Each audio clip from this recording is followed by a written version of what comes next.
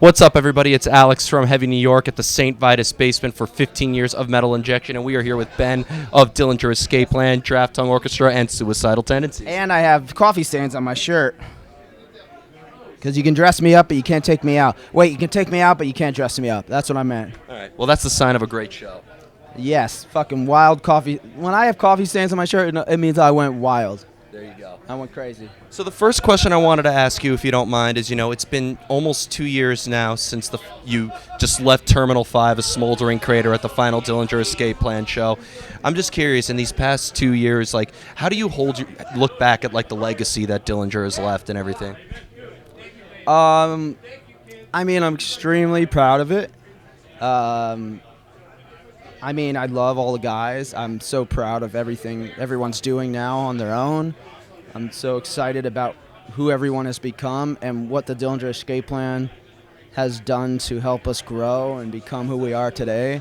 And it blows my mind whenever I hear anybody say something like, "Thank you for Dillinger," or "Dillinger meant a lot to me," because everybody else that came along for the ride meant a lot to us, Yeah. I feel like that was a gift to have those 20 years and have people give a shit so that we could do it. So it's still, anytime someone tells me thank you for Dillinger or whatever, that feels so weird to me because I feel like just saying thank you. That's how I feel to this day. Yeah. One thing I've noticed is, from seeing you live with Dillinger and, just recently catching you with Suicidal Tendencies at Louder Than Life, there's not a single static moment on stage. You just have so much energy, and I think that's what makes it so mesmerizing. Do you put just as much energy, or have you always put as much energy into songwriting as you do in your live presence, or is it a completely separate mind frame altogether? Yeah, when I wrote when I wrote Dillinger songs, I always was thinking about the energy, and there was always a physicality to the writing, And I think the only reason why with Suicidal, even though they're not my songs, I'm able to feel kind of that catharsis is because they were an important band for me. When I was very young, I was skateboarding, but I was listening to The Cure and Depeche Mode and alternative stuff, and then I'd be on the half pipe, and the older kids started playing Suicidal Tendencies. And that was really one of my first bands that got me into thrash and was a transition for me. So those songs mean a lot to me, Bye. Way to interrupt. Oh. Hey, I only have 10 minutes left on the camera. Hey, Chef Brian. But yeah, so the Suicidal thing's fun because it's like a childhood. It means a lot to me, the band. Yeah. So I'm lucky. Yeah. One thing I was curious about is, as a fan of Dillinger, your music is always so experimental. If I could tell that this is off Miss Machine, that's off of Calculating, that's off of One of Us is a Killer, etc. So it's fair to say, trying new things and experimenting in any of your projects has never been a hard thing for you.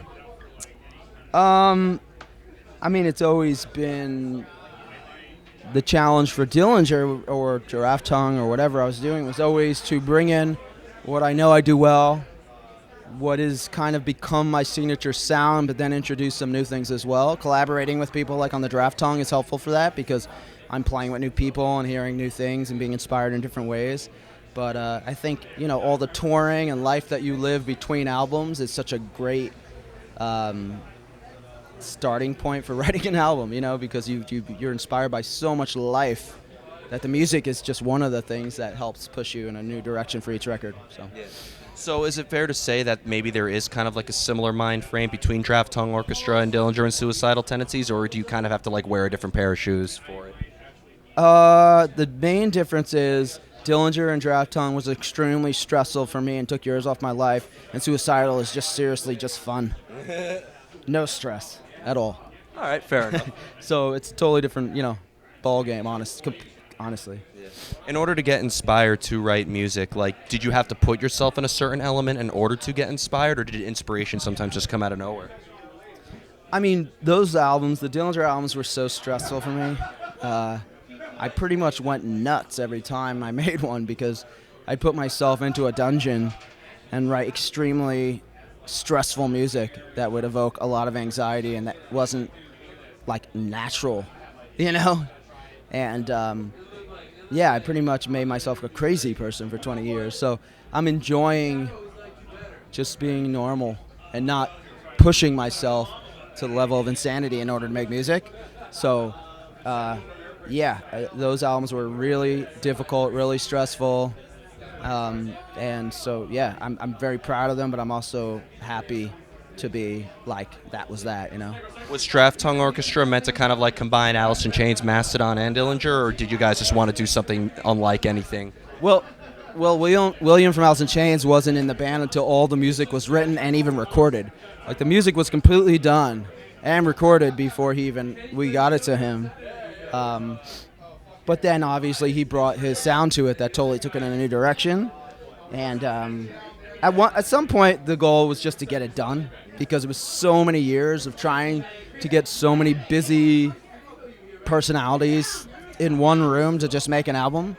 So, like, at the end, it was just like, whatever this is, it is. I'm just so happy it happened, you know? So happy it happened. And I have two more questions for you. Playing with Suicidal Tendencies now, I think that's a great, addition to the band. Were you looking at just the music and be like, this is how I have to play, or did the band kind of want you to bring a little bit of your own mix or own spin to the live presence of executing those songs? I had no idea what they wanted, and it certainly was a little bit different kind of playing for me. So I had to readjust myself a little bit. But Mike is definitely... I got people flipping me the bird, man. Thanks, Steve. No respect. No respect. Mike is definitely puts people in the band that he's a fan of. Like, he likes Dave Lombardo to sound like Dave Lombardo. He wants me to sound like me.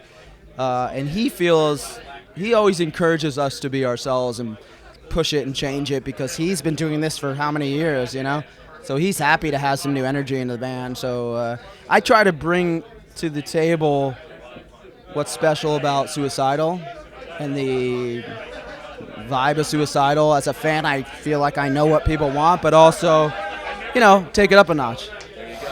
And the final question I wanted to ask you is for fun. Obviously, we're both alumni from the French Woods Festival of Performing Arts. And you said you had a little story that when you were attending French Woods, you were there with Maroon 5's Adam Levine. Yes, I was, and the bass player as well. Really? Yeah. I'd like to say I'm responsible for Maroon 5. Really? Yes. I'd like to say that. How so? I'm not, but I like to say that. Yeah. I like to say that. Did you ever have any interaction with them? Or? Yeah, I saw him not too long ago. We ran into each other and talked about French Woods, and he tweeted something about Dillinger Escape Plan. It was kind of funny. Really? But, he was cool. I mean, he was just kind of like more like a theater kid. Like, I think he was doing like the plays and stuff, and I think he sang like a Pearl Jam song. Like he didn't have that kind of high falsetto-y voice yet. So it was really interesting to see where he went, and it's like, I went and started a band that was completely obscure and no women like, and he now is rich and has sex with models. Well, I mean, were you doing hardcore shows? It's the same thing, right? Were you doing hardcore shows in the rock shop at French Woods? Were you getting people stage dive and everything? Yeah, it was like way before any of the bands I was in, but yeah, me and my friends did like Rollins Band. We were playing like Black Flag and Rollins Band. I think we played Rage Against the Machine, and then we wrote like a hardcore song. And that was pretty funny. That's amazing. I did a Rise Against cover when I was in French. There you go. That's same deal, kind of, So before we go, I want to thank you so much for your time. It's great to be able to talk to you and another French Woods alumni. Yes. Is there just anything else you would like to promote? Any shout-outs you'd like to give? Say shout out to the Rock Shop at French Woods. All right. Shout out to the Rock Shop. And thank you. We're here at the Metal Injection 15th anniversary party. This is my friend John, old friend. Hey. I just say thank you to Frank for Metal Injection. Stop, they're going to know you paid me. Oh, come on. Frank for Metal Injection, because he keeps thanking us, but if it wasn't for Metal Injection, nobody would even know who the fuck any of our music, what it was. Very true. Because he's one of the, Metal Injection is like the only game in town that really actually cares about the music and is a fan of the music and works it and stuff like that. Isn't he the sweetest human being? Oh, hi, nice to see you there. He's the best. And to tell you, Frank, I can't tell you how many times this channel has ripped you off, so thank you for being an inspiration. Well, hey, it's fine. And Frank has the most craziest work ethic I've ever seen, and I don't think he sleeps, actually. No, he doesn't. I'm trying now in my old age. I'm really... You look pretty delicious for someone who sleeps 1 hour a week. This helps. That's the fountain of youth. Yeah. It pickles you. Yeah. I'm just like once I reach 40, it's just gonna drop real quick. Listen, I'm 44 and I kick. That after that white I'm belt. 44. This is the best night. Hey, words of wisdom from Lemmy. If you think you're too old to rock and roll, it means you probably are. I agree with that. I Too concur.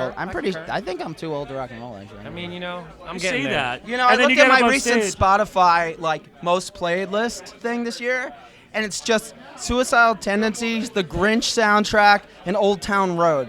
And because my kids, I've got fucking kids, man, and they're not cool yet. They're getting there. Although the Grinch soundtrack's from Tyler, the Creator, actually, it's pretty dope. That's pretty yeah. rad. Make a hardcore version of it. Yeah, that's Yeah. it. Let's do it right now. Yeah, we got Grinch. a band going. All right, I'm gonna get out of here. I crashed your interview. I love it. It was I love awesome. you, Ben. I love you, Ben. Yeah. I love you, No, Alex. I love all you guys. Frank. I love everybody for Everybody. being here and hanging out. And I can't believe these motherfuckers actually did this. This We love you, motherfucker bro. was an influence on me, man. Oh, get the- Right what? here. Yeah. Wow. Hey, man, you learn something new every day. Yeah. This has to be the best ending of any interview I've ever done. Thank you, guys. What a way to end the year. You know, All and when right. I was like 17, 18, I went to a show with both of you guys and Meshuggah at Coney Island High Hey, that was Sugar's first time. in America. America. That's right. Yeah. What year was I remember, that? 98. I Wow, remember I just turned 5 years old. I ran into the Meshuggah guys, and Thomas was like, "Wait, you're the guy in that band? I just opened a CD and guns everywhere. It's like this is crazy." That's all I remember. I was like, "Wow, Meshuggah knows my EP I just put out with Hell guns yeah. in this thing." This was amazing. Thank you guys so much for joining once again. Everybody, we are here with Ben of Dillinger Escape Plan. All Tra- the twist gloves he's got here. Please, sir, may I have some more? no, these are called Lamakias, actually. Oh, I should have brought that up. when he was Lamakias? here. Does he get paid for every glove you buy? Yeah. John Lamacchia? Well, thank you Oh, guys. I got a fucking glove. Named after me. Well, you had a wig. I did. So. The Weinman wig. Everybody, Ben Weinman and Frank It's a Godla. merkin. It's a pubis wig, actually. And we'll see you next time on Heavy New York. We'll see you in 2020.